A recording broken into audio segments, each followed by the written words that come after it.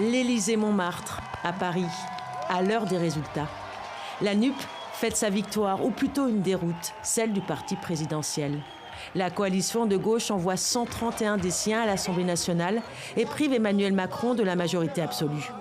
131 députés, ce n'est pas suffisant pour prendre Matignon. Jean-Luc Mélenchon doit renoncer à son rêve d'être Premier ministre, mais l'insoumis, qui n'est plus député, a promis à ses militants de rester combatifs.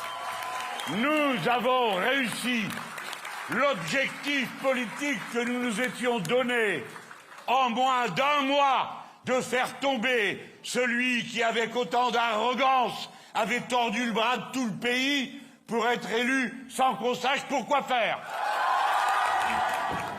Même dans ses rêves les plus fous, Marine Le Pen n'aurait espéré un tel score.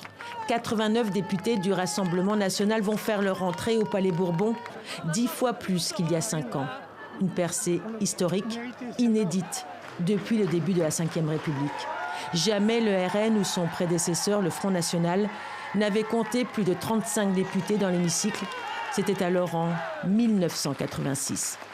Au terme de cette longue séquence électorale de mise en place des institutions pour le quinquennat qui vient, le peuple s'est exprimé.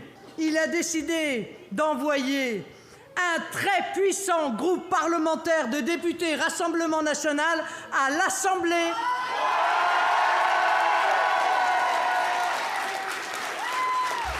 qui devient ainsi un peu plus national. Voici donc les couleurs de la nouvelle Assemblée nationale. 3 blocs et au milieu, ensemble, le parti présidentiel. 245 sièges, c'est un recul. Le chef de l'État a perdu la majorité absolue qui, pendant 5 ans, avait voté tous ses projets pratiquement sans discuter. Ce soir, la situation est inédite.